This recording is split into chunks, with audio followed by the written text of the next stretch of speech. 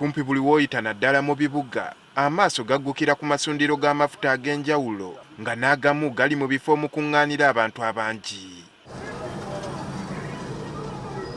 Kyokka newankubadde kitutte ebbanga ng'eno ensonga nkulu era nga gavumenti n'abakola ku by'enkulaakulana y'ebibuga beewera okukoma ku kumeruka kw'amasundiro gano, kino tekikomanga nga kumpi buli lunaku waliwo essundiro eriggulawo.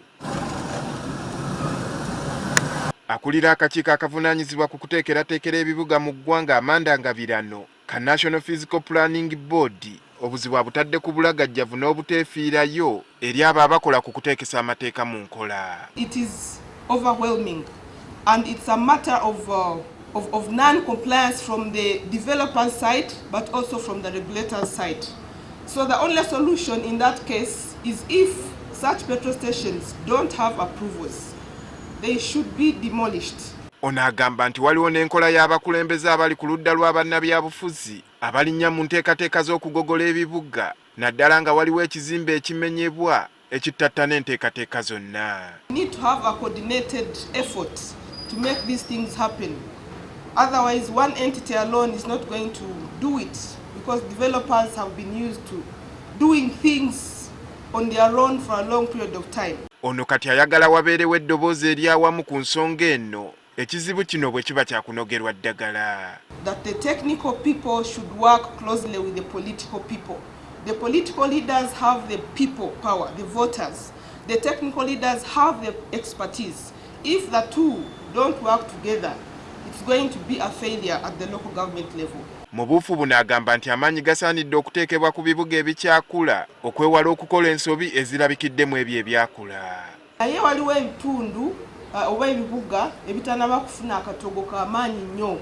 Nze mbadde ngamba tuteeke emphasis eri wali abatannaba kufuna akatogo.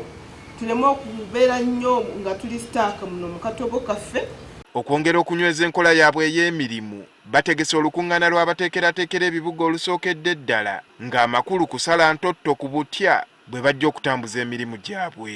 Uganda is urbanizing at a fast rate at around 5.2% per annum with several growth centers.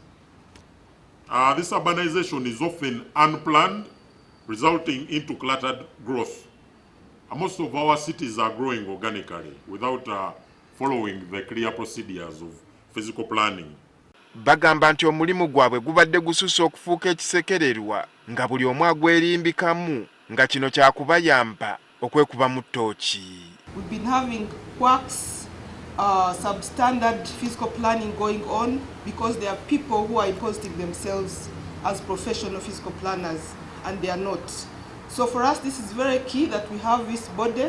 Bano bakukozesa olukuŋŋaana luno okulonda akakiiko akanaabako abatwala mu ggwanga akanaayamba okulambika enzirukanya y'omulimu gwabwe. Ekikulu nnyo kana akakiiko kagenda tuyamba okulaba nti tufunye abakugu bennyini. Andrew Kagwa, Agafeeyo, Spark TV.